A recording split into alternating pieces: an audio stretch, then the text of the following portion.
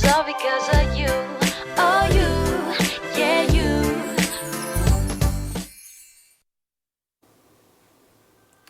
시험 보느라 참 고생 많았습니다. 통합과학 김희원입니다. 자, 지금부터 본격적으로 여러분이 고생해서 풀어냈던 그 20문제 같이 한번 풀어보도록 할 겁니다. 자, 1번부터 시작을 해볼 건데요. 첫 번째 문제는 자, 이렇게 우주의 시작, 빅뱅에 관한 이야기를 주고 있습니다. 그림은 빅뱅 이후에 원자가 생성되는 과정을 나타낸 것이고요. 이에 대한 옳은 설명을 고르는 문제입니다. 자, 기억 보시면 빅뱅 이후 우주의 온도는 상승하였다라고 돼 있는데 빅뱅 이후에 사실 우리가 빅뱅이라고 하는 것에 대한 정확한 이유는 알고 있지를 못해요. 지금도 연구를 하고 있는데 하나 확실한 것은 빅뱅 이후에 우주는 지속적으로 팽창하고 있다. 그리고 이에 따라서 에너지의 밀도가 감소하고 있기 때문에 결론적으로 어떤 결과를 가져오게 되느냐, 지속적으로 우주의 온도는 내려가고 있다라는 겁니다. 자, 요렇게 해석을 해야 되겠죠. 그래서 빅뱅 이후 우주의 온도는 상승하였다가 아니라 오히려 내려갔고요. 이렇게 온도가 내려가면서 기본 입자들끼리 서로 결합이 가능해졌고 이후에 만들어진 입자들 역시도 결합을 통해서 양성자, 중성자, 헬륨, 수소 이런 원자 핵들을 구성을 하고 나중에 더 우주가 식게 되면 결국엔 전자들마저도 결합을 해서 완벽한 원자를 형성을 하게 되었다라고 봐야 되겠죠. 그래서 기억은 틀린 얘기가 되겠고요. 니은 기본 입자들로부터 원자가 형성되었다. 지금 보면 쿼크라고 하는 게 있고 전자가 있잖아요. 쿼크는 총 6종이 있어요. 종류는 여러분 지금은 몰라도 됩니다. 그리고 전자라고 하는 것들이 경입자 또는 렙톤이라고 부르기도 하는데요. 얘네도 마찬가지로 총 6종이 존재합니다. 이런 애들이 기본 입자입니다. 그리고 양성자, 중성자는 쿼크로 구성이 되고요. 나중에 이런 원자 핵들과 전자가 결합하는 시기가 여기. 그리고 이때 방출되는 에너지를 우리는 우주 배경 복사라고 알고 있죠. 자, 그래서 니은 틀린 거 없고요. 디귿 헬륨 원자가 수소 원자 핵보다 먼저 생성되었다. 헬륨 원자 핵, 이래서 이걸 주었군요. 자, 사실 얘가 먼저 만들어지는 게 아니고요. 우리 수소 원자 핵이라는 게 요 말 같이 알아둘까요? 수소 원자 핵은 결국엔 양성자와 같다라는 거 기억을 해두시기 바랍니다. 양성자 어디서 생깁니까? 여기서 만들어져요. 따라서 수소가 먼저, 헬륨이 나중, 이렇게 보셔야 됩니다. 그래서 디귿 틀린 얘기고 정답은 1번 니은만 맞습니다. 두 번째 문항. 자, 두 번째 문제는요. 그림은 주기율표의 일부를 나타냈고요. 자, 주기율표 일부가 주어져 있기 때문에 주기율표 그대로 그냥 빈칸 채워주시면 되겠습니다. 자, 빈칸을 한번 채워볼까요? 수소고요. 다 한번 써볼까요? 수소, 그 다음에 B는 리튬이 되겠고 나트륨이 되겠죠. 그리고 베릴륨, 마그네슘이고요. 플로린, 염소, 헬륨, 네온, 아르곤. 주기율표는 여러분들 반드시 20번까지는 꼭 알아두셔야 됩니다.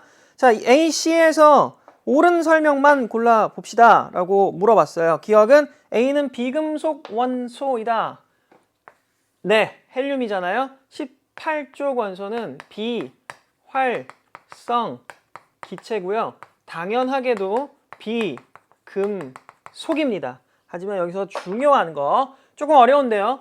자, 여기서 만약에 얘네가 비금속성이 있니? 라고 물어본다 그러면 절대 답을 이렇게 하셔야 돼요. 아니요. 이게 두 말이 다르거든요. 지금 비금속과 비금속성이라고 하는 거는 차이가 있습니다. 비금속은 금속이니 비금속이니 즉 원소의 종류를 물어보는 것이고, 자, 비금속성이라고 하는 건 반응성을 물어봐요. 반응성을 물어보는 거기 때문에 비금속성을 갖는다라는 건 결국엔 무슨 말이냐? 이 온이 될 수 있니? 라는 걸 물어보는 거예요. 안 되잖아요. 왜? 비활성이에요. 네, 반응을 안 합니다. 그렇기 때문에 음이온이 될 수가 없다라. 그래서 비금속성은 없다라고 해야 돼요. 거꾸로 금속성이라고 하는 말 자체도 마찬가지. 금속이니? 라고 했을 때 예. 금속성을 갖니? 그럼요. 금속성이라고 했을 때는 양이온이 될 수 있느냐, 즉 화학 반응을 할 수 있느냐라는 걸 물어보는 겁니다. 기억해 두시기 바랍니다. 비금속성은 화학 반응성을 이야기한다. 비금속으로서의. 자, 그럼 기억. A는 비금속 원소는 맞습니다. 기억 맞고요. 니은 B의 원자과 전자수는 B. 일족 원소잖아요. 자, 이게 이야기하는 게 바로 최외곽 전자수. 여기서부터 여기까지는 그대로 그냥 원자과 전자수라고 봐도 무방합니다. 얘네는 최외곽 전자는 2개 8이고요. 원자과 전자수는 0, 0, 0 없다. 이렇게 보셔야 되죠. 그래서 얘는 틀렸다. 디귿 C는 할로젠 원소이다. 할로젠이요? 아니요. 같은 족이죠. 비활성 기체입니다. 정답은 1번. 기억만 맞습니다. 자, 세 번째 문제. 그림은 수소 원자 그리고 산소 원자 물 분자의 전자 배치를 모형으로 나타냈어요. 자, 공유결합 물질이죠. 공유결합 물질이고요. 수소 원자는 원자과 전자 1개이기 때문에 하나가 모자라요. 전자 1개를 남한테서 공유하려고 될 겁니다. 산소 원자는 하나, 둘, 셋, 넷, 다섯, 6개이기 때문에 모자르는 전자는 2개입니다. 옥텟으로부터 모자르는 전자 수만큼을 남하고 공유를 하든지 뺏어오든지 해야 되죠. 옥텟이라는 말, 그리고 이 화학결합 중에 공유결합의 형성 과정 이런 게 잘 기억이 안 난다 그러면 선생님 강의를 꼭 참고하시기 바랍니다. 학교시험 3주 완성이라고요. 아주 괜찮은 강좌가 있습니다. 짧고 굵게 이렇게 요약을 해놓은 강좌니까요. 꼭 참고하고 보시기 바랍니다. 자, 이렇게 해서 둘은 공유결합을 형성을 해요. 하나는 수소 거였다면 하나는 산소 겁니다. 또 산소 거였다면 수소 거죠. 그렇게 해서 서로 2개, 얘는 8개인 옥텟을 만족을 합니다. 그러면 서로 만족, 화학적으로 안정하게 되죠. 자, 이에 대한 설명으로 옳은 것. 수소는 일족 원소이다. 틀린 거 없어요. 이게 많이 낚는 것 중에 하나가 수소 일족 원소니? 라고 물어봐요. 그럼 맞아요. 그런데 금속, 즉 알칼리 금속에 수소를 끼워 넣는 경우가 종종 있습니다. 이거는 정말 의도 자체가 조금 치사하긴 한데 낚겠다는 거거든요. 자, 일족 원소는 맞는데 알칼리 금속은 아니에요. 쟤는 비금속이에요. 그거 기억하시고요. 니은 물 분자에서 산소 원자의 바깥쪽, 가장 바깥쪽 전자 껍질의 전자 수는 8개단에 옥텟을 만족하기 위해서 원소들은 화학 결합이라는 걸 하게 됩니다. 마찬가지 공유 결합을 했다. 물 분자는 왜? 옥텟을 만족하기 위해서다. 화학적인 안정을 위해서. 자, 니은 틀린 거 없고요. 디귿 한 개의 산소 원자가 2개의 수소 원자와 결합하여 물 분자를 형성을 합니다. 그래서 얘는 기니 D 전부 다 맞습니다. 5번이고요. 네 번째 문제. 자, 다음은 나트륨 조각과 염소 기체의 반응을 알아보는 거죠. 자, 나트륨과 염소 기체의 반응, 우리 화학 반응식부터 한번 써볼까요? 자, 처음에는 조금 어렵고 힘들겠지만 항상 화학에서는 화학 반응식은 기본입니다. 연습을 꾸준히 하셔야 합니다. 이런 일이 벌어지더라. 이걸 내부에서 조금 더 깊게 들어가 볼게요. 깊게 들어가 보면 나트륨의 경우에는 나트륨 양이온이 되면서 전자를 잃어버리고요. 염소 원자라고 쓸게요. 일단 얘는 전자를 얻어서 염화 이온이 될 겁니다. 자, 그러면 개수가 안 맞아요. 염소는 2개가 하나의 분자를 이루고요. 따라서 전자 2개가 필요하고 2개의 염화 이온이 만들어질 거고요. 이 2개의 전자를 나트륨이 제공을 해줘야 되기 때문에 나트륨도 2개 이렇게 됩니다. 그래서 여러분이 이 화학 반응식이 어떻게 나온 거냐? 둘을 더해 주시면 자, 화살표 중간에 놓고 얘네 다 더하는 거예요.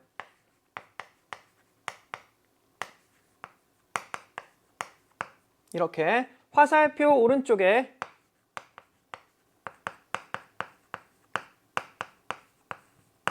이렇게 되죠? 자, 이렇게 써놓고 보면 양쪽에 똑같기 때문에 수학 방정식 푸는 거나 같습니다. 지워주세요. 그러면 결론. ENA 플러스 Cl2이 양이온, 음이온 둘이 개수도 같으니까 그대로 이온 결합 물질의 형성이라고 봅니다. 같죠? 네, 과정이 이렇게 됩니다. 내부에서는 이런 반응이 같이 일어난다. 자, 그러면 실험 과정 한번 볼게요. 어떤 액체 속에 보관되어 있던 나트륨 조각은 알칼리 금속으로 반응성이 굉장히 큽니다. 엄청나게 커서요. 물하고 반응하면 수소기체가 막 미친 듯이 발생을 하기 때문에 위험하죠. 따라서 기름과 같은 그런 무극성 액체 속에 보관을 하게 됩니다. 그래서 어떤 액체는 기름이라고 생각을 하시면 되겠고 뭐 파라핀이나 뭐 이런 것들이 되겠죠. 그 다음에 실험 결과 삼각 플라스크에 흰색 고체 물질이 우리 여기서 계산을 했어요. 화학적으로 계산을 했네요. 염화나트륨입니다. 흔히 우리가 소금으로 알고 있는 물질이죠. 이렇게 됩니다. 자, 기억 보면 기억은 물이다. 물에 넣으면 난리 납니다. 안 돼요. 위험해요. 자, 니은은 염화나트륨이다. 네, 맞습니다. 디귿. 나트륨과 반응한 염소는 음이온이 된다. 과정에다 써드렸죠? 음이온이 일단 되고요. 얘네가 다시 이온 결합 물질을 형성을 하게 된다. 그래서 정답은 니은, 디귿 4번이 됩니다. 자, 그다음 5번 문제. 자, 5번은 핵산에 대한 과학 탐구 보고서예요. 핵산은 우리가 알고 있다시피 DNA와 RNA가 존재하는데, 자, RNA는 자기 스스로 모든 걸 할 수가 있어요. 그런데 DNA는 지 스스로 할 수 있는 게 없어요. 따라서 RNA가 도와줘야만 합니다. 얘는 그냥 정보만 갖고 있기 때문에 실질적으로 RNA가 이 DNA의 정보를 활용을 하기 위해선 하나 문제가 있어요. 자, DNA가 갖는 염기, DNA의 정보들은 염기로 기록이 되어 있는데 그 염기는 아데닌과 타이민, 사이토신과 구아닌 이렇게 상부적으로 결합되어 있는 염기들의 배열로 기록이 되어 있습니다. RNA 같은 경우에는 활용을 할 수 있는 염기가 아데닌과 그에 상보하는 유라실, 사이토신과 그에 따른 구아닌. 이러니까 문제가 돼요. 어떤 문제가 되냐면 RNA가 실질적으로 DNA의 정보를 활용을 해서 우리는 단백질이라든지 이런 물질들을 만들어내게 되는데 RNA가 실제로 일을 하는 데 있어서 타이민이라고 하는 글자는 읽어낼 수가 없습니다. 그러니까 DNA가 가지고 있는 정보가 실제로 일하는 RNA한테는 의미가 없게 되는 거예요. 한 글자가 해석이 안 됩니다. 따라서 DNA 중에 특별한 기능을 갖는 RNA 중에 특별한 기능을 갖는 RNA가 DNA의 정보를 다른 RNA들이 활용할 수 있도록 정보를 바꿔서 가지고 옵니다. 그런 과정을 우리는 뭐라고 하느냐? 전사라고 하고요. 이때 RNA 중에 어렵지만 mRNA라고 하는 친구가 DNA에 있던 정보를 다른 RNA들이 활용할 수 있는 형태로 바꿔서, 즉 타이민이 없이 유라실로 바뀐 정보들, 유라실이 들어있는 정보로 바꿔옵니다. 그런 과정을 우리는 전사라고 합니다. 그래서 DNA가 갖고 있을 때는 다른 RNA들이 이해를 못합니다. 그러니까 쉽게 이렇게 생각하시면 돼요. 다른 RNA들이 활용을 할 수 없는 정보이기 때문에 뭔가 뜻은 있지만 알 수 없어요. 그래서 DNA의 정보를 우리가 트리플렛 코드라고 해요. 세 개가 한 세트씩 뭔가 의미를 갖지만 아직 의미 해석이 안 됐다는 얘기입니다. 그런데 mRNA가 DNA를 쭉 훑어내면서 타이민 대신에 유라실이 있는 정보로 바꿔왔잖아요. 다른 RNA들이 활용을 할 수 있는 형태가 됐죠. 그때부터 RNA들은 암호가 아니라 이게 어느 하나의 의미를 갖는 명령어가 됐기 때문에 코돈이라고 부르게 되는 거죠. 그런 과정을 이제 뒤에서 우리 오늘 마지막 문제에서 실질적으로 한번 연습을 해볼 거고요.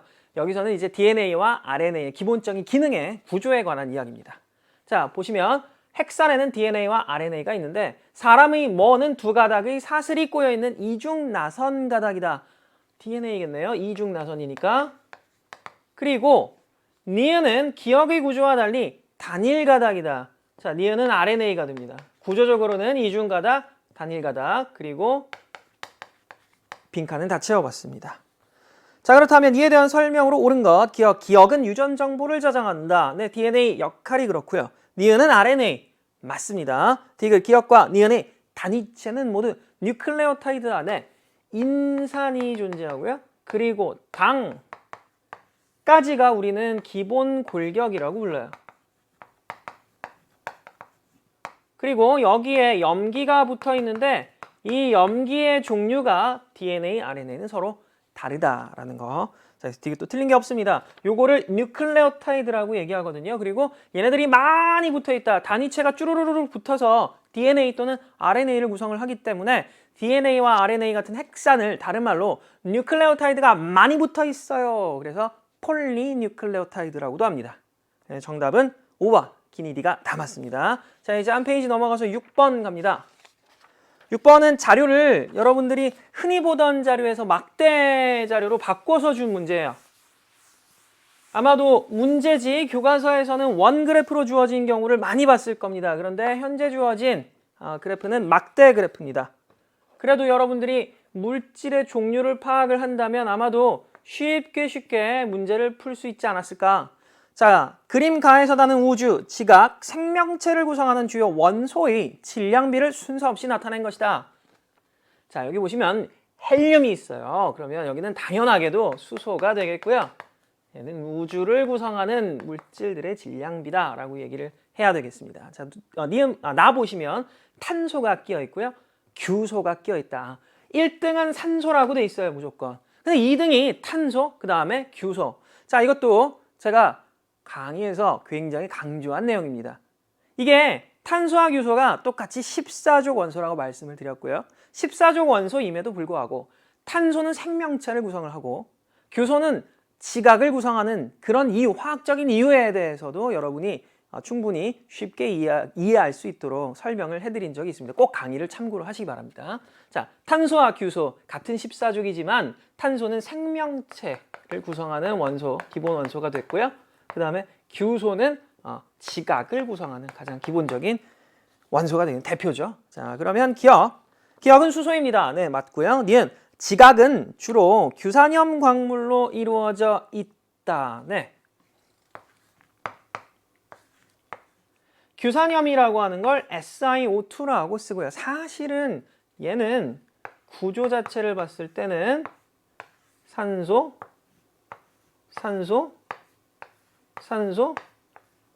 이렇게 규산염의 사면체를 기본 단위체로 합니다.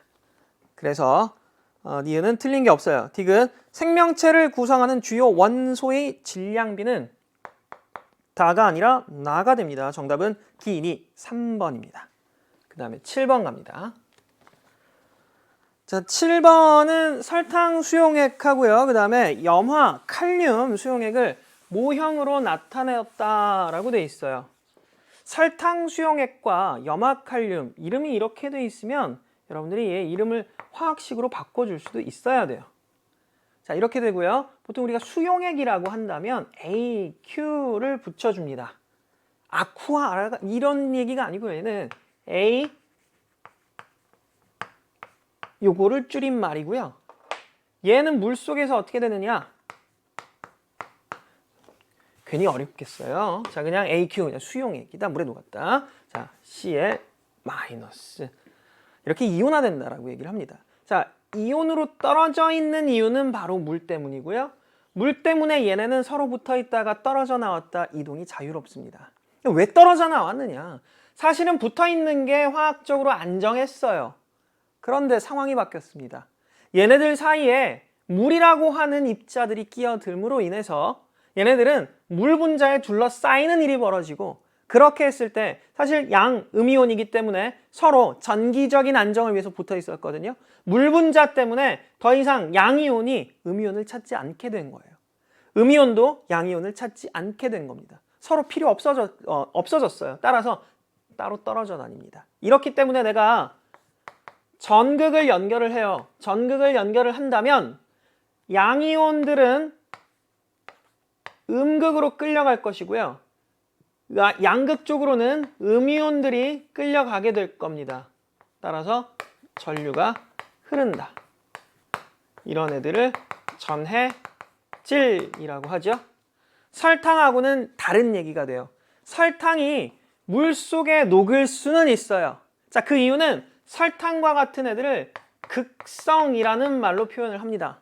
무슨 얘기냐? 설탕 분자는 부분적으로 플러스, 마이너스를 띌 수 있더라. 그래서 설탕은 물 속에 녹을 수 있습니다. 왜냐하면 물 분자도 극성 분자이거든요.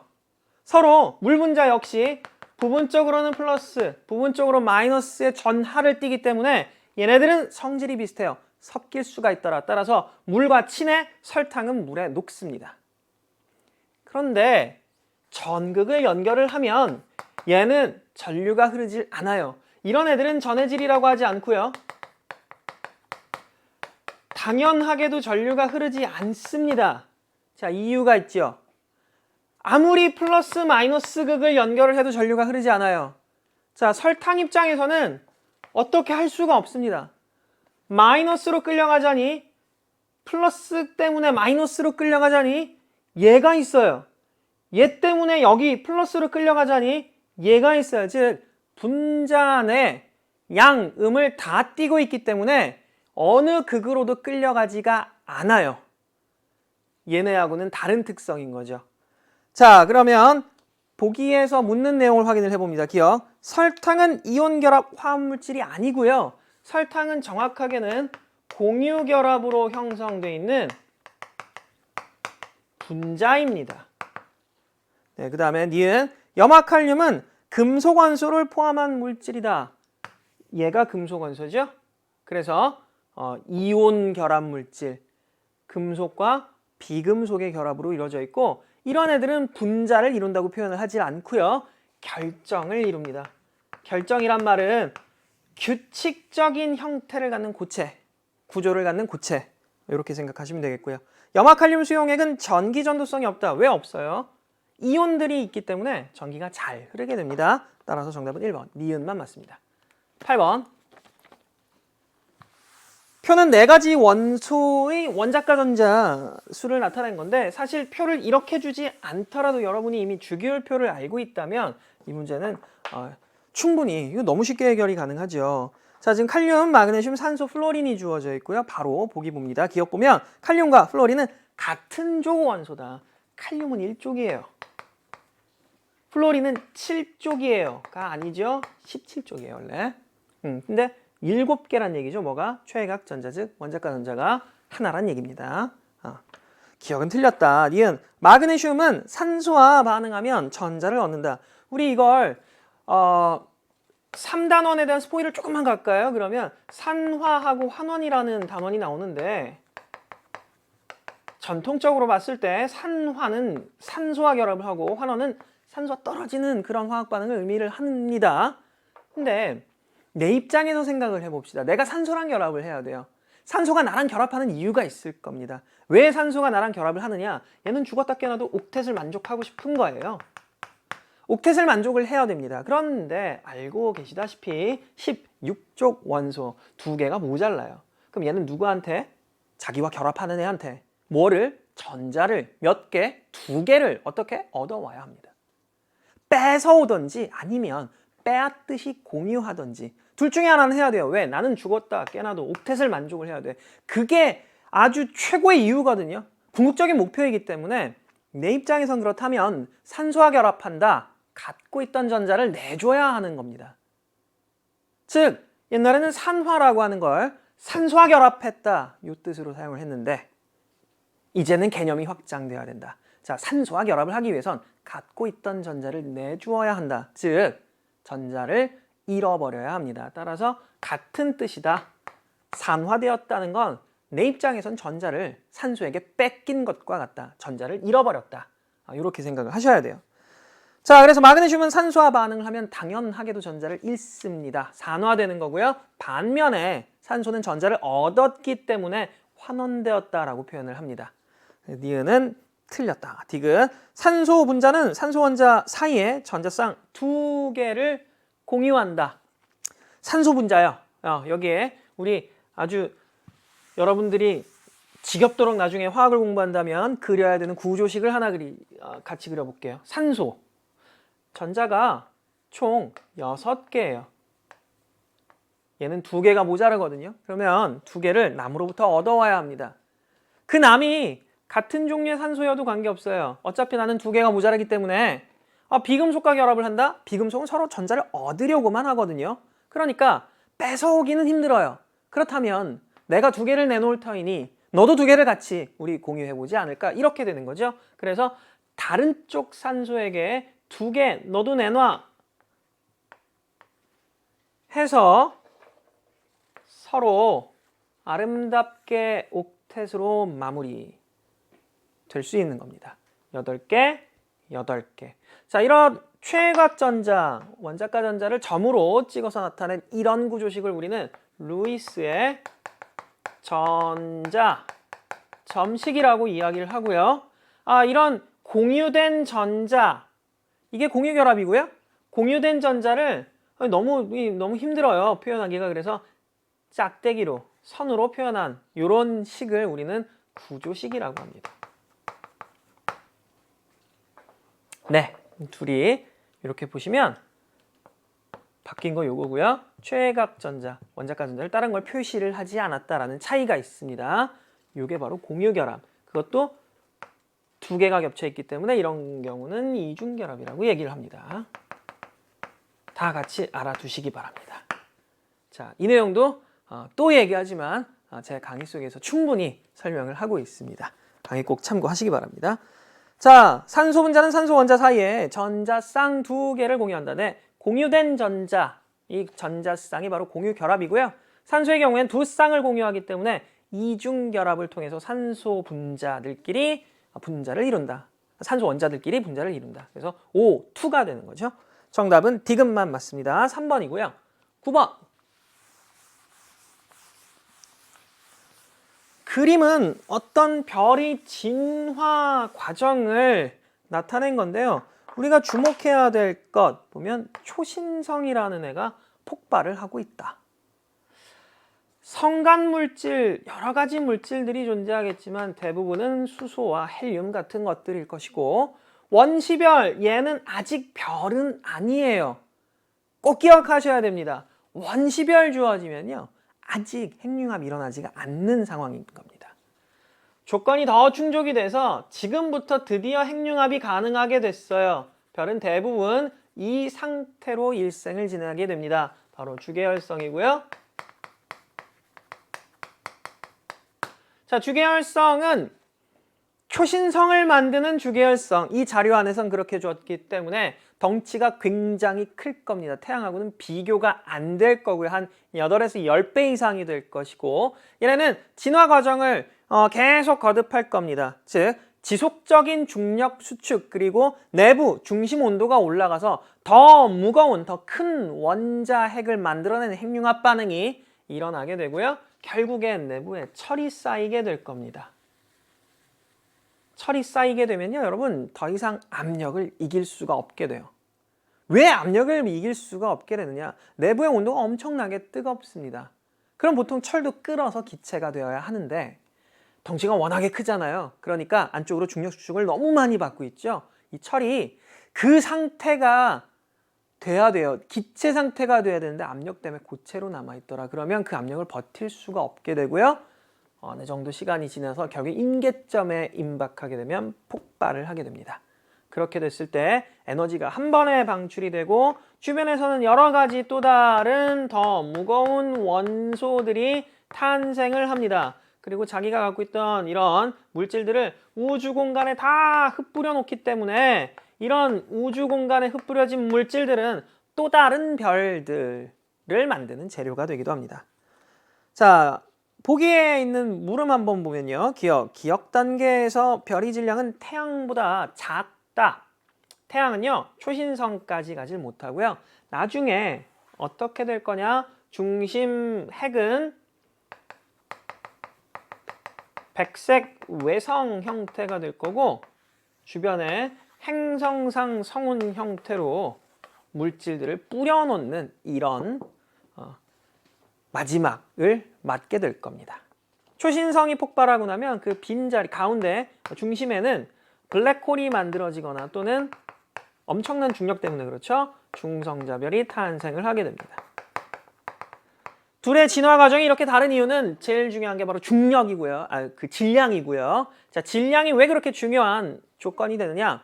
역시 강조해서 설명을 합니다. 자, 질량이 큰 별일수록 중력 수축이 더 심하게 일어나기 때문에 더 온도가 높아질 수 있고요. 그리고 더 무거운 원소를 만들어낼 수가 있습니다.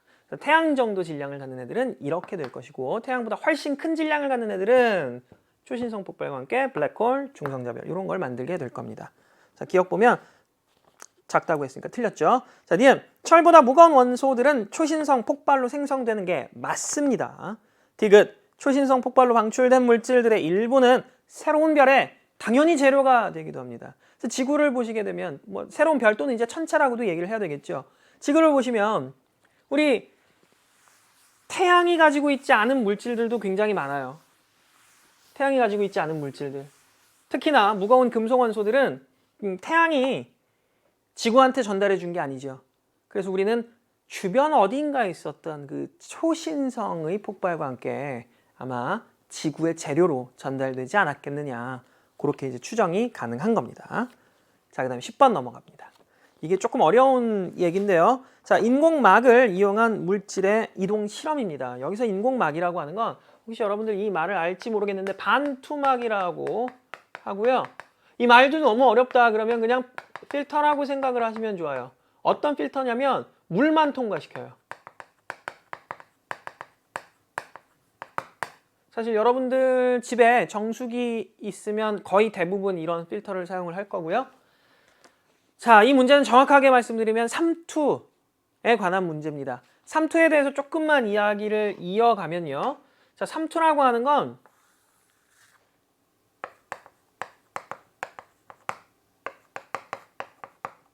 말 하나만 기억하시면 돼요.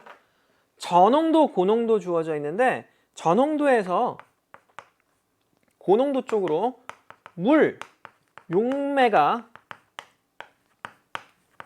확산되는 현상이다 라고 생각하시면 좋거든요. 이때 이 주변 경계가 되는 것이 바로 아까 저기서 얘기했던 인공막 또는 반투막이에요. 즉 용질의 이동이 차단되는 겁니다. 물만 이동을 하게 돼 있고요. 이 말을 조금 정리를 할게요. 이게 좀 어렵게 나와서 삼투압이라고 하는 것이 삼투압, 높다라는 말과 삼투압이라고 하는 것이 낮다라는 말이 나와요. 삼투압이 높다라는 건 조금 다르게 그냥 우리 좀 편하게 쉽게 농도라는 게 높다라고 해석을 하시고요. 삼투압이 낮다는 건 농도가 낮다라고 해석을 하시면 되겠습니다. 자, 그럼 이게 또 어떤 말이랑 같게 되냐? 농도가 높다. 상대적으로 비교했을 때 농도가 높으면 물이 적다는 얘기가 되겠고요. 자, 농도가 낮다라는 건 상대적으로 물이 많다라는 거예요. 따라서 저농도라는 건 물이 많은 상황인 거고요. 상대적으로 고농도는 물이 적은 상황이에요. 둘이 비교했을 때 이런 상황이기 때문에 물은 많은 쪽에서 적은 쪽으로 이동을 하게 되죠. 많은 쪽에서 적은 쪽으로 이동한다? 우리 확산이라고 배웠잖아요. 근데 물의 경우에 이런 확산한다 그러면 그걸 이제 우리는 삼투라고 표현을 하는 겁니다. 자, 아시겠죠? 자, 그럼 돌아갑니다. 문제로 돌아가서 보시면요. 20% 설탕 수용액이 일정량 들어있는 인공막 주머니 X를 용액이 새지 않도록 묶은 다음에 X의 부피를 측정을 했어요. 그리고 X를 증류수가 들어있는 비커에 넣었고요. 일정 시간 후 더 이상 부피가 변화하지 않을 때 X의 부피를 측정을 한다. 부피가 변화하지 않을 때 이거 화학원에서 여러분들이 동적 평형이라고 나중에 배울 겁니다. 사실은 부피가 변하지 않는 이유는 들어오는 양과 나가는 양이 같아서 그래요. 그 차이, 이게 같아지기 전까지 차이가 생기는 만큼 양이 변하게 되는데 이 주머니 안으로 물이 들어왔을 거예요. 이유는 뭐냐면 20% 설탕 수용액이 들어있었는데요. 어디다 집어넣었느냐? 증류수에 집어넣었거든요. 지금 이 그림이잖아요. 자, 그러면 이 주머니는 농도가 높아요. 그리고 이 바깥쪽의 증류수는 농도가 낮습니다. 따라서 농도가 낮아 물이 많아 인공막을 통해서 물이 쭉 안쪽으로 들어갈 겁니다. 그러면 얘는 이렇게 덩치가 커지겠죠. 삼투에 관한 문제입니다. 기억. 자, 거기 조건도 달려있네요. 물은 인공막을 통과하고 설탕은 인공막을 통과하지 못한다. 그런 막을 우리는 반투막이라고 한다. 기억. X의 부피는 가에서가 다에서보다 크다. 가에서가 다에서보다 더 이상 부피가 변하지 않아요. 물이 들어올 만큼 들어온 상황입니다. 그 주머니는 커져 있을 거예요. 그래서 X의 부피가 다에서가 훨씬 큽니다. 그리고 니은 다의 X 속에 설탕 수용액 농도는 20%보다 높다라고 되어 있는데요. 용질이 통과하지 않잖아요. 설탕의 양 그대로예요. 그런데 물이 늘어난 거예요. 물이 늘어났다. 농도가 떨어지겠죠. 왜냐하면 퍼센트 농도, 나중에 여러분들이 화학을 배우게 되면 더 어려운 농도도 배울 거예요. 몰 농도라든지 이런 것도 배울 텐데 퍼센트 농도도 마찬가지잖아요. 용, 액의 질량분의 용, 질의 질량 해서 곱하기 100 가거든요. 용질은 그대로인데 용액 질량이 증가했으니까 퍼센트 농도 애초에 20%였다면 낮아질 것이다. 그래서 니은은 틀렸습니다. 디귿. X의 부피 변화는 인공막을 통한 물의 이동 때문이다. 그 인공막이 바로 우린 반투막이라고 하는 그런 막이다. 정답은 2번 디귿만 맞습니다. 자, 이제 절반 정도 왔습니다. 11번으로 넘어갑니다. 자, 요것도 역학에 관한 문제인데요. 그러니까 중력에 관한 운동, 중력 때문에 일어나는 운동. 자, 이런 운동을 하게 되는 건 중력 때문이고요. 사실 중력은 항상 연직 아래 방향, 즉 수직 방향으로만 작용을 하는 힘이기 때문에 이 방향에만 중력이 영향을 주게 돼 있어요. 수평 방향으로는 힘이 작용하지 않고 있기 때문에 뭐라 할 수 있느냐? 관성에 의한 운동이라고 할 수 있고요. 관성, 등속도 운동할 거란 얘기입니다. 다른 말로 등속, 직선, 운동할 거란 얘기예요. 다만 수평 방향으로는 등속, 직선 운동을 할 거다. 그런데 연직 방향으로는 중력에 의한 운동을 하잖아요. 그래서 두 운동이 같이 동시에 나타나기 때문에 이런 포물선을 그리는 겁니다.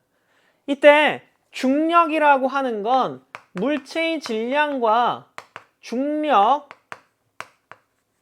가속도를 곱한 값으로 나타내고요.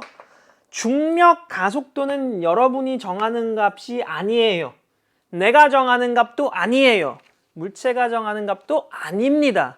누구에 의해서 결정이 되느냐? 우리는 지구에 살고 있으니까 지구가 결정하는 거예요. 보통은 문제에서 결정을 해주기도 합니다. 문제에서 보통 그냥 10m/s 제곱이라고 주기도 합니다. 계산 편의를 위해서. 그렇기 때문에 중력값은 항상 일정하죠. 왜냐하면 물체가 낙하하면서 핵분열을 하거나 핵융합을 하는 경우는 없습니다. 따라서 질량이 변하지 않기 때문에 질량과 중력 가속도를 곱한 물체의 중력은 일정한 겁니다. 즉 힘을 이쪽으로 운동 방향으로 일정하게 받고 있는 상황이기 때문에 연직 방향에 대한 운동은 우리 뭐라고 할 수 있냐? 이 방향의 운동은 등 가속도 운동이라고 해야 합니다. 그래서 속력이 일정하게 늘어나는 운동이 된다. 그러면 이에 대한 설명으로 옳은 것 골라봅시다. 기억! B의 수평 방향 속력은 증가한다고요? 등속으로 심지어 직선 운동을 해요. 등속, 속도가 변하지 않습니다. 그래서 기억 틀렸고요. 니은 수평면에 A가 B보다 먼저 도달한다. 자, A는 그대로 낙하시켰지만 B는 던졌거든요. 그런데 둘이 어디서 시작을 했냐면 같은 높이에서 시작을 했어요. 자, 이 문제 여러분들이 사실 이 단원도 굉장히 어려워하거든요. 내용 잘 모르시거나 어려우면 또 얘기합니다. 학교 시험 3주 완성이나요? 예, 그거 일단 보시고요. 거기에 대한 문제를 또 좀 풀어보고 싶다. 학교 시험 예상 모의고사. 요 두 개만으로도 그 강좌 안에 여러분 이거 문제 풀어낼 수 있을 만한 노하우들 전부 녹여놨어요. 그 강좌를 본 친구들은 아마 이해할 겁니다.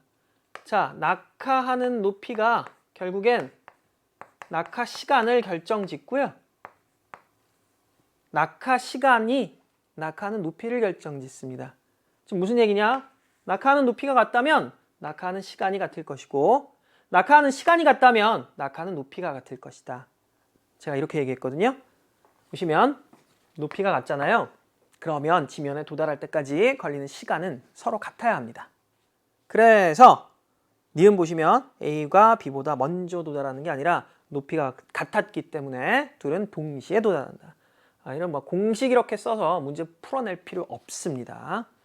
하나 또 꿀팁을 드리자면 시간의 제곱배가 결국엔 높이의 배율과 같다. 무슨 얘기냐면 시간이 2배, 낙하하는 시간이 2배가 걸렸어요. 그러면 낙하하는 높이는 그의 제곱배, 4배로 늘어나는 겁니다.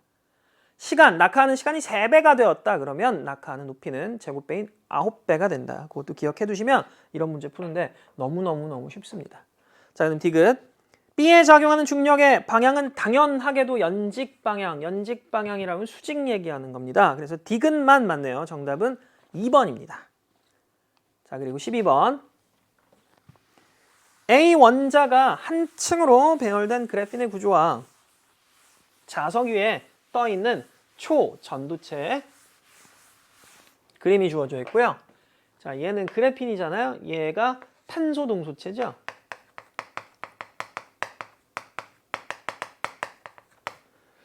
탄소 동소체는 종류가 굉장히 많아요.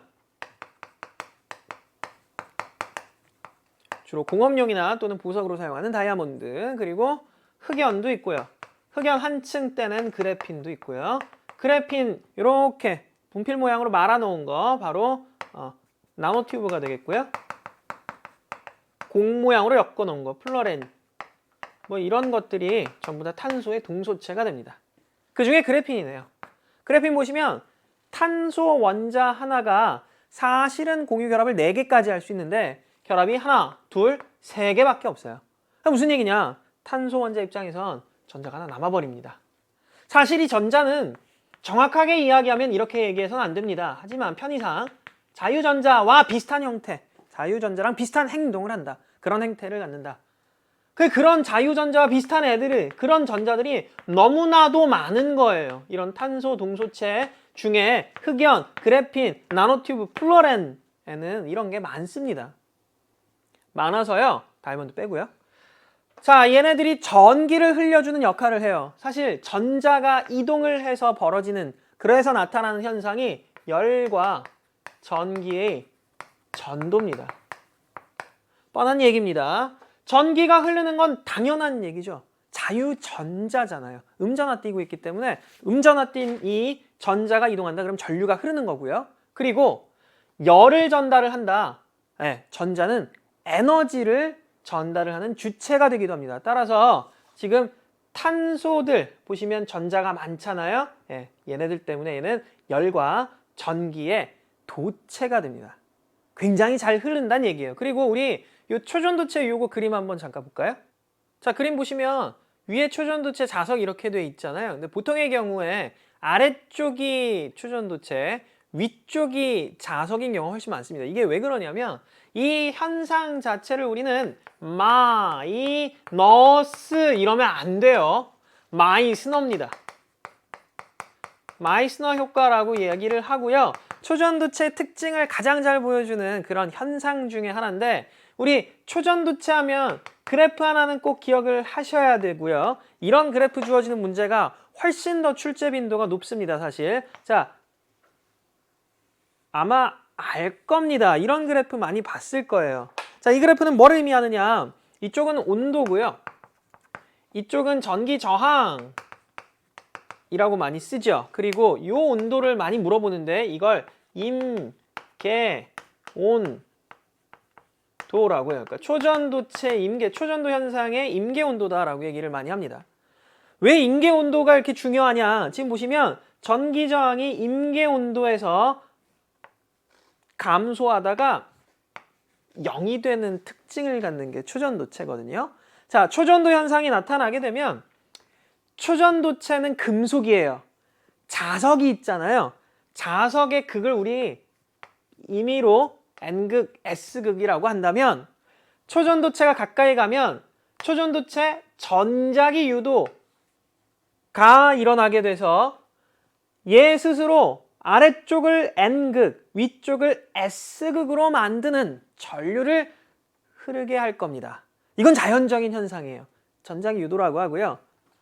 이럴 때 온도가 낮아버리면 그 만들어진 전류가 사라지지 않고 계속 남아있을 것이다. 즉 얘는 마치 영구자석처럼 N극, S극을 유지하고 있을 것이고 밑에 있는 자석과 반발하기 때문에 위에 떠 있는 겁니다. 이런 현상을 우리 마이스너 효과라고 해요. 자, 그렇다면 여기서 내가 온도를 만약에 올려주면 어떻게 되느냐? 초전도체가 마이스너 효과에 의해서 자석 위에 지금 떠 있는 상황인데 온도를 높여준다. 그러면 얘는 전기 저항이 증가합니다. 그러면 전자기 유도에 의한 유도 전류가 약해지기 시작을 할 거고요.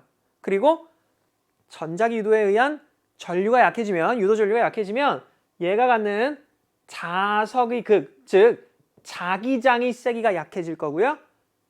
가라앉게 됩니다. 그렇게 되면 이제 초전도체의 특징이 더 이상은, 즉 마이너스 효과가 나타나지 않는 그런 상황이 되는 거죠. 초전도체의 특징을 물어보는 그런 문제, 그래핀하고. 자, 바로 보기 봅니다. 기억, A는 탄소이다. 네, 당연한 얘기고요. 니은, 그래핀은 휘어지는 디스플레이의 소재로 사용될 수 있다. 이게 되게 말랑말랑합니다. 그리고 원자 한 겹으로 이루어져 있기 때문에 투명하고요. 말랑하고, 그리고 결합 세기도 굉장히 강해요. 전기도 많이 흘러요. 그래서 차세대 신소재로 아주 주목받고 있는 그런 물질입니다. 디귿, 초전도체는 특정 온도 이하에서 전기 저항이 0이 됩니다. 요 그래프를 조금 기억을 해두시면 좋겠습니다. 정답은 그래서 5번 기니디가 다 맞습니다. 자, 이제 13번으로 넘어갑니다. 13번은 지금 깃털과 요 구슬을 같이 떨어뜨리고 있고요. 똑같이 떨어뜨리는데 깃털이 여기서 늦게 떨어지는 그림을 준 거예요. 사실 이거 뉴턴, 그리고 최초는 이제 갈릴레이라고 하죠. 뉴턴의 사과라든지 이런 것들 뭐 많이 있어요. 이거에 관한 실험, 자유낙하에 관한 실험입니다. 갈릴레오 갈릴레이는 피사, 이탈리아에 있는 도시죠. 거기에 기울어진 탑, 원래는 그렇게 설계를 안 했다고 합니다. 집안이 기울면서 기울어졌다고 돼 있는데, 자, 거기에서 큰 구슬과 작은 구슬을 동시에 떨어뜨려요. 그랬더니 동시에 떨어지더라. 그걸 머릿속으로 이미 예측을 하고 추정을 했기 때문에 사고 실험을 했다라고 하고 그 대가다라고 이야기를 하죠. 머릿속으로 끝난 거예요. 이미 작은 구슬과 큰 구슬 질량이 다른데 떨어뜨리면 동시에 낙하할 것이다. 그게 이 상황입니다. 원래는 이래야 됩니다. 사실 여러 가지 이제 구전에 의하면 갈릴레이가 실제로 그런 실험을 안 했다라는 얘기도 있어요. 사람들이 자꾸 당신이 이런 실험을 했지 않소? 그러니까 나중에는 뭐 짜증나니까 그래 내가 했다고 칩시다 이랬다는 얘기도 있고요. 또 실제로 그 실험을 했을 때 작은 구슬과 큰 구슬이 동시에 떨어지지 않았다라는 기록도 있다고 합니다. 근데 그게 왜 그러면은 이렇게 안 되고 서로 동시에 안 떨어졌을까? 이건 거예요. 공기 저항이 있는 경우고요. 없는 경우입니다. 공기 저항이 없는 경우에 깃털과 구슬은 동시에 떨어지게 돼 있어요. 이유는 중력 가속도, 아까도 우리 얘기했었는데 이거 내가 결정하는 게 아니고요. 누가 결정한다? 지구가 결정하고요. 지구에서는 10m/s 제곱 대략 요 값을 갖거든요. 즉 1초에 속도가 10m/s씩 증가한다는 얘기가 됩니다. 연직 아랫 방향으로. 또 하나 1kg에 해당하는 대략 10N의 무게가 된다라는 뜻도 같이 같습니다. 이게 중력 가속도의 의미예요. 이렇게 왜 안 되느냐? 이렇게 안 되는 이유는 여기에서 공기가 있고요. 운동할 때 일종의 마찰력이에요. 저항이 생겨요. 그런데 그 공기를 아주 잘 받을 수 있도록 만들어진 그런 구조를 갖는 게 깃털이에요. 그러니까 공기의 영향을 굉장히 많이 받잖아요. 새는 공기를 타고 가는 거니까. 구슬은 그렇지 않고요. 그래서 구슬이 받는 공기 저항은 굉장히 작은 반면에 깃털이 받는 공기 저항이 굉장히 크기 때문에 둘은 낙하하는 속도가 달라지는 겁니다. 그렇다면 우주에서 이 실험을 똑같이 한다면 둘은 과연 같이 떨어지겠느냐? 네, 그럼요. 미국에서 실제로 우주인이 가서 달에서 실험을 한 그런 여러분 그 말로는 그 움직이는 그 사진들 있잖아요. 그거 보면 실제로 요 실험을 한 게 나옵니다. 정확히 동시에 떨어집니다. 자, 그거에 관한 문제입니다. 자유낙하에 관한 거고요. 공기 저항 때문에 이렇게 된다. 자, 기억 보시면 나에서 쇠구슬의 속력은 일정하다. 좀 전에 우리 뭐라고 했냐면 중력 가속도에 의한 자유낙하 실험이에요. 따라서 1초에 10m/s의 속력이 지속적으로 증가할 겁니다. 그래서 속력이 일정하다. 아닙니다. 니은 깃털에 작용하는 중력의 크기는 가에서와 나에서가 같다라고 돼 있고요. 중력, 우리 좀 전에 풀었던 문제에서도 이야기했지만 중력은 그 물체가 갖는 질량과 중력 가속도를 곱한 값으로 표현을 하죠. 깃털의 질량이 일정하다면 중력 가속도 죽었다 깨나도 일정한 겁니다. 물론 조금씩 차이는 나지만 우린 그 차이를 무시합니다. 그래서 일정한 값이기 때문에 이쪽의 깃털과 이쪽의 깃털이 받는 중력의 크기는 같다고 해야 됩니다. 그래서 니은은 맞아요. 그 중력에는 꼭 체크를 해두시기 바랍니다. 이런 건 좀 어려워하는 경우도 많아요. 그 다음에 디귿. 공기 저항이 없고 같은 높이에서 동시에 떨어진 두 물체는 무게와 관계없이 동시에 바닥에 떨어진다. 네, 마찰과 공기 저항 등을 다 무시합니다. 우리 고등학교 정도 수준의 물리학에서는 그런 거 다 무시하기 때문에 아까 그래서 제가 그렇게 말씀드렸잖아요. 높이가 같다면 낙하 시간이 같고요. 낙하는 시간이 같다면 높이가 같다. 물론 이것도 이런 경우가 아닐 때죠. 공기 저항을 무시했을 때입니다. 근데 디귿에서 이렇게 공기 저항이 없고 라는 말이 나왔기 때문에 디귿은 틀린 얘기가 아닙니다. 맞는 거죠. 그래서 정답은 4번. 니은 디귿이 맞습니다. 자, 14번 넘어갑니다. 14번은 자동차가 벽에 충돌하는 모의 실험에 대해 세 학생 A에서 C가 대화하는 내용이에요. 지금 보면 자동차 범퍼에 관한 이야기를 하고 있네요. 범퍼는 자동차가 충돌할 때 충격을 받는 시간을 감소시켜준다. 그럼요. 그러니까 찌그러지는 거죠. 자, 범퍼가 찌그러지면서 시간을 늘려주기 때문에 상대적으로 전달되는 힘이 줄어들게 돼요. 1차적으로 범퍼, 그 다음에 앞이 찌그러지고요. 그리고 에어백 터지고 이런 안전장치들을 다 갖추고 있는 겁니다. 다만 안전벨트잖아요. 자, 이 안전벨트는 시간을 늘려주는 그런 기능이 없고요. 관성을 억제시킨다. 관성 때문에 사람이 튀어나가게 되는 걸 막아주는 장치가 되는 겁니다. 그래서 가끔 이렇게 자동차 타고 가다가 갑자기 급브레이크 밟게 되면 앞으로 이렇게 쏠리는데 안전벨트가 턱 하고 걸리는 경우들이 있을 겁니다. 그죠? 튀어나가는 걸 막아주는 겁니다. 관성 때문에 만약에 사람이 자동차 밖으로 튀어나간다면 더 크게 다치게 되기 때문에, 왜냐하면 아무래도 자동차는 쇠로 단단한 물질로 이루어져 있잖아요. 사고가 나더라도 그 안에 있어야 보호를 받을 수 있어요. 그리고 여러 안전장치들을 갖추고 있기 때문에 그 안에 있어야 안전한 겁니다. 근데 튀어나가면 크게 다친다. 그래서 안전벨트로 묶어주는 겁니다. 원리가 다르다라는 거. 자, 에어백은 충돌할 때 사람이 받는 힘의 크기, 이런 힘을 우리 뭐라 그러냐면 충돌하면서 받는 힘, 충격력이라고 하고요. 보통의 경우에는 충격력은 두 개만 딱 의미를 가져요. 자, 최대값하고 두 번째는 평균값. 자, 두 개를 비교하기 위해서 우리가 그래프를 하나 그려볼 건데요. 여러분들이 많이 보는 운동량, 충격량, 즉 충격량에 관한 그래프입니다. 이런 그래프들 많이 보잖아요, 여러분들. 이렇게. 자, 그래서 이게 범퍼가 없는 경우, 에어백이 없는 경우, 여기는 범퍼가 있는 경우, 에어백이 있는 경우, 여기는 시간일 거고요. 여기는 힘 그래프. 이런 그래프에서 당연하게도 면적은 충격량을 의미를 하고요. 충격량은 운동량의 변화량이죠. 그때 전달되는 최대 힘의 크기가 서로 달라요. 자, 이걸 충격력이라고 하죠. 충돌하면서 받는 힘이기 때문에 충격력이라고 하는데 충격력의 최대값이 얘하고 다른 이유는 범퍼가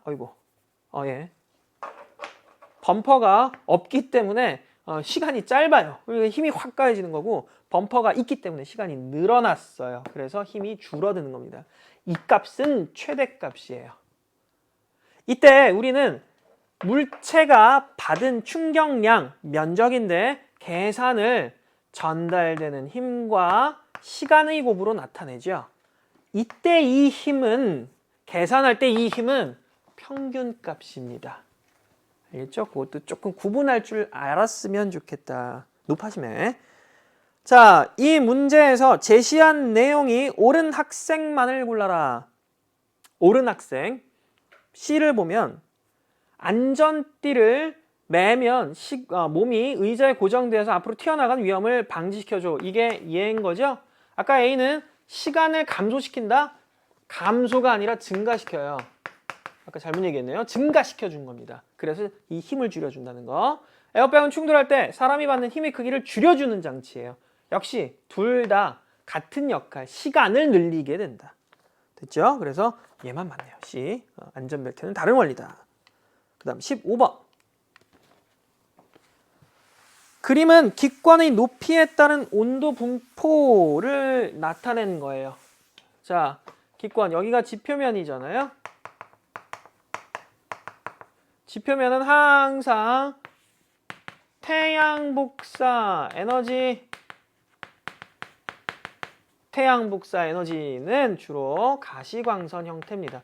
그 밖에 자외선, 적외선 등등등이 있지요. 자, 이 태양 복사 에너지 때문에 지표면은 달궈져요. 달궈지면 갖고 있는 에너지를 갖고 있는 게 아니라 저장하고 있는 게 아니라 방출하게 됩니다. 방출하는 에너지를 우리는 지구 복사 에너지라고 하고 대부분 적외선의 형태입니다. 대부분. 그리고 이때 지구가 흡수하는 지구 복사 에너지와 태양 복사 에너지의 크기가 같다. 그러면 복사 평형 상태에 있다라고 얘기를 하고요. 이게 균형이 깨지면 지구의 온도가 변하게 되는 거죠.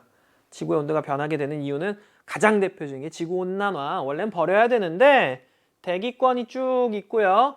대기권이 지 역할 충분히 제대로 잘하고 있는데 사람이 거기에 이산화탄소를 확 뿌려놨어요. 그래서 균형이 깨졌다. 온도가 올라가고 있다. 지금 그렇게 해서 환경 문제가 크게 발생을 하고 있는 거죠. 다시 대기권 구조로 돌아갑니다. 자, A는 대륙권이라고 하고요. 이런 에너지 이야기를 왜 했느냐? 지금 온도가 높아질수록 떨어지고 있거든요. 왜 온도가 내려가느냐? 왜 내려갈까요? 지표면에서 지구 복사 에너지가 나와요. 에너지를 받으면 따뜻하잖아요? 그런데 멀어지고 있어요. 여기서 내놓는데 지표면에서 멀어지고 있기 때문에 온도가 내려갑니다. 지표면에서 멀어질수록 당연하게도 온도가 내려가야 돼요.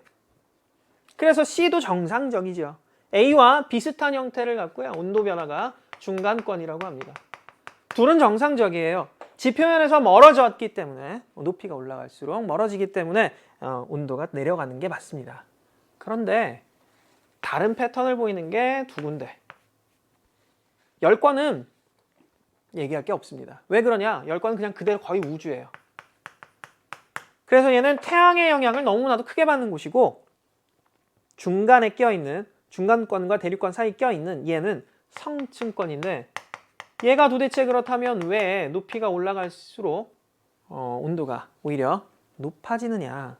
자, 여기에는 굉장히 특별한 층이 하나 있죠.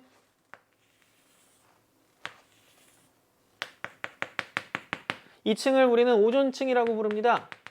자, 이 오존층은 뭘 막아주느냐? 울트라바이올렛 자외선을 흡수해요. 자외선을 자기가 먹어요. 자외선을 흡수한다. 태양 복사 에너지 중에 자외선을 오존층이 흡수하고 있기 때문에 자외선, 에너지 중에 일부잖아요. 그걸 얘가 먹어요. 그러니까 그 에너지에 의해서 가열되는 겁니다. 따라서 원래는 아마 오존층이 없다면 성층권에서도 온도는 떨어져야 됐을 겁니다. 그런데 오존층 때문에 달궈져 가열되고 있어서 온도가 높아지더라. 그래서 이런 온도 분포를 나타낸다. 또 하나, 대륙권과 중간권에서 온도 변화가 이렇게 나타나는 공통점이 있는 반면에 대류가 일어난다는 공통점이 있는 반면에 중간권에서는 기상현상은 나타나지 않는다. 왜냐하면 공기가 희박해서 그렇다.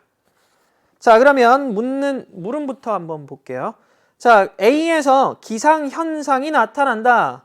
자, A에서 기상현상이 나타나고요. 대류권이니까. B의 오존층 존재하는 것도 맞습니다.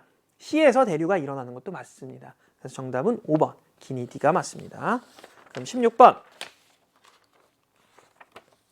그러니까는 물의 순환 과정을 나는 지구 시스템 구성 요소들의 상호작용을 나타낸 겁니다. 이 문제는 딱히 어렵지는 않은 문제입니다. 자, 이에 대한 설명으로 옳은 걸 골라보자 라고 했는데 기억 보니까 증발, 증산 뭐 때문에 일어나요? 태양 복사 에너지 때문에 일어나고요. 이런 물 그리고 대기의 순환은 태양 복사 에너지가 원인입니다. 지금 여기서부터 이렇게 기권으로 날아가잖아요. 땅에 있는 물들이 증발을 했다 그러니까 요 관계일 거예요. 그렇죠? 따라서 기억 보시면 기억은 C에 해당한다. B에 해당한다. B요? 수권과 직권 사이에 그건 이거죠. 그래서 기억은 틀렸다. 니은의 주된 에너지는 지구로부터 얻는다. 아닙니다. 증발이잖아요. 그럼 태양 복사 에너지가 주 원인입니다. 그리고 이 태양 복사 에너지가 지구에서는 위도별로 좀 차이가 나는데 그런 차이마저도 이렇게 없애줄 수 있는 그런 이유는 바로 이 태양 복사 에너지 때문에 물하고 대기가 순환하기 때문에 어느 한쪽에 에너지가 많이 남거나 어느 한쪽이 많이 모자르거나 이런 일도 벌어지지 않는다. 디귿, 물의 순환 과정을 통해 물질과 에너지가 이동합니다. 네, 맞아요. 정확한 답입니다. 특히 에너지가 이동한다. 이거 꼭 기억해 두시고요. 그래서 정답은 디귿만 맞습니다. 자, 그 다음 17번. 이게 오늘 이 문제 푸는 것 중에 난이도 여러분이 풀어봤을 때 난이도 3위입니다. 탑 3 안에 들어가는데요. 자, 이거는 제가 봤을 땐 여러분들이 이런 어떤 그 판의 경계에 대해서 각 지역들의 판의 경계가 갖는 특징들 이런 것들을 공부를 조금 놓치지 않았을까. 그래서 오답률이 좀 높지 않았나. 이게 보기들 1, 2, 3, 4, 5번 있으면은 이 고르는 이 퍼센테이지 있잖아요. 그게 거의 비슷비슷하더라고요. 많이 격차가 나지 않고요. 그 얘기는 이거 맞나? 저거 맞나? 이렇게 고민했다는 그런 생각이 좀 많이 듭니다. 자, 태평양 주변 판 경계에 위치한 세 지점 A에서 C. 대표적인 수렴형 경계고요. 그리고 얘는 보존형이죠. 산안드레아스 단층대. 그리고 여기는 해령 있으니까 이렇게 벌어지잖아요. 발산형입니다. 자, 기억부터 볼게요. A에서는 해령은 여기죠. 발산형 경계에서 볼 수 있는 대표적인 특징이 바로 해령입니다. 그래서 기억은 틀렸다. 오히려 해구가 보여요. 일본 해구. 니은 B에서는 판의 생성이나 소멸이 일어나지 않는다. 보존형 경계니까요. 여기선 판이 소멸하고요. 여기선 판이 생성됩니다. 근데 B에서는 그냥 엇나가기만 한다.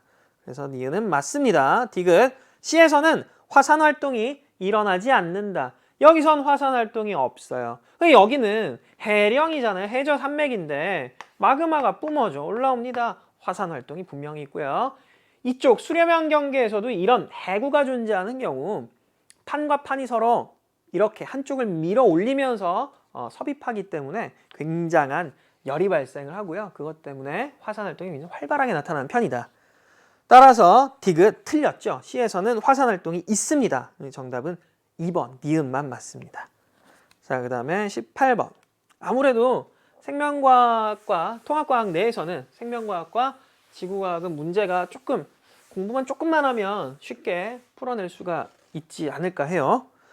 자, 그림은 동물세포와 식물세포의 구조를 나타낸 거고요. A에서 C는 각각 핵, 리보솜, 미토콘드리아. 점 많잖아요. A가 리보솜. 하나씩 다 보죠. B는 당연하게도 핵이고요. C는 미토콘드리아입니다. 요거 자, 길이 방향에 대해서 나란한 방향에 줄무늬가 있는 이런 아이는 엽록체. 요거는 주머니 모양 막구조인데 뭐에 떨어져 나온 것 같네요. 지 혼자 여기 띡 떨어져 있어요. 굴지체. 요거는 핵에 연결되어 있는 주머니 모양, 얘는 소포체인데 이렇게 리보솜과 많이 붙어있는 소포체는 거친면 소포체, 안 붙어있는 애들은 매끈면 소포체 구분하시면 되겠고, 얘는 액포를 의미합니다. 식물에서는 액포가 이렇게 크게 발달하지만 동물에서는 액포가 굉장히 작게 발달을 해요. 그리고 또 요거는 세포벽. 착각을 많이 하는데요. 식물 세포도요. 세포벽 안쪽에는 세포막이 존재합니다. 동물 세포는 그 막 자체가 경계가 되는 거고요. 자, 이에 대한 설명으로 옳은 것. 기억, A는 리보솜이다. 맞고요. 니은, B에는 유전 물질이 들어있다. 그럼요. 핵이잖아요. DNA가 들어있겠죠. 그 다음에 C에서 광합성이 아니고 미토콘드리아는 호흡을 해요. 산소를 이용해서 호흡을 하기 때문에 우리 이거 뭐라 그러냐면 조금 어려운 말로 이제 유기호흡이라고 얘기하거든요. 그러면 에너지 효율이 높아집니다. 굉장히 많은 양의 에너지가 나오게 된다. 그런 기능을 갖고 있는 게 미토콘드리아. 이화작용이죠. 동화작용이고 연록체에서는. 자, 따라서 정답은 기니 3번이 답입니다. 그 다음 문제가 여러분들 난이도, 이게 베스트였어요. 이게 가장 많이 틀린 문제인데요. 오답률이 높았고요. 그리고 여러분들이 많이 고른 선택지가 기억, 니은 4번을 많이 골랐어요. 즉 무슨 얘기냐면 기억을 가지고 고민을 했다는 이야기인데요. 일단 문제 한번 볼게요. 그림은 효소 세제의 효소 세제라고 돼 있어요. 성분표를 나타낸 겁니다. 성분표를 봤더니 단백질 분해 효소가 들어있고요. 지방 분해 효소가 들어있고 탄산수소 나트륨, 이거 베이킹소다예요. 이거 주방용 세제 이런 걸로 많이 쓰잖아요, 요즘에. 자, 일단 이렇게 주어져 있고요. 이에 대한 설명으로 옳은 것. 보시면 효소고 효소잖아요. 이런 효소를 가지고 있는 세제입니다. 효소는 입 안에 촉매라고 돼 있으면 이야기가 달라져요. 그런데 효소라고 주어져 있기 때문에 이건 그냥 그대로 주성분이 단백질이에요. 자, 단백질이 주성분이기 때문에 효소는 입체 구조를 가질 수가 있고요. 그 입체 구조를 활용을 해서 기질과 복합체를 이루게 되면 효소는 촉매로서의 기능을 하게 되는 겁니다. 그러면 반응 속도 빨라지는 거죠. 그렇게 해서 단백질대를 분해할 것이고 기름대를 분해할 것이다 라는 얘기를 하고 있는 겁니다. 자, 기억 보시면 기억의 주성분은 단백질이다. 이게 단백질 분해 요소인데 단백질이야? 이래서 고민을 했을 거라는 생각도 좀 많이 하게 되고요. 그리고 효소? 이거 조금만 공부했으면 사실 기억은 어렵지 않게 체크할 수 있었습니다. 그러니까 이것도 여러분들 강의 꼭 참고하시기 바랍니다. 제가 봤을 때는요. 이거는 어렵다라고 얘기하기는 조금 힘들 것 같아요. 이 니은 보시면 니은은 지방을 분해하는 촉매 역할을 한다. 예, 효소의 기능 자체가 촉매입니다. 그런데 우리 몸 안에 있고요. 그리고 유기물로 이루어져 있기 때문에 유기촉매 또는 생체촉매라고 하는 것뿐이에요. 디귿, 이 효소 세제에는 탄수화물이 포함되어 있다. 단백질이라니까요. 단백질은 대표적인 탄소 화합물입니다. 정답이 5번이에요. 기억, 니은, 디귿이 다 맞다. 마지막 20번 문제인데요. 이게 두 번째로 어렵다라고 했던 오답률이 두 번째입니다. 자, 이 문제는 총평에서도 잠깐 언급했듯이 여러분들이 아마 학교에서 수행평가로 많이 해봤었을 법한 그런 문제고요. 다음은 세포 내 유전 정보 흐름에 대한 모의 실험입니다. 염기 조합 카드, 코돈 카드, 문자 카드를 준비를 했고요. 염기 조합 카드를 4장을 선택을 해서 칠판에 순서대로 붙였어요. 그리고 염기 조합 카드에 대응하는 코돈 카드를 찾아 붙이고요. 이때 염기 조합 카드에 제시된 문자에 코돈 카드를 대응을 시킨다라고 되어 있습니다. 그림 보시면 이렇게 되어 있잖아요. 자, 한번 볼게요. 이거 뭘 의미하냐면 DNA가 갖고 있었던 아까 잠깐 언급했지만 트리플렛 코드 3개의 염기 서열이 어떤 의미를 갖는다. 그런데 RNA는 이걸 해석하지 못하니까 코돈 카드가 만들어져요. 누구에 의해서? mRNA. 여기까지는 DNA가 갖고 있고요. mRNA가 이렇게 정보를 가지고 옵니다. 그러면은 상보니까 우리 여기 들어갈 거 유라실, 사이토신, 유라실, 타이민 들어가면 안 돼요. 그러면 RNA가 이해를 못합니다.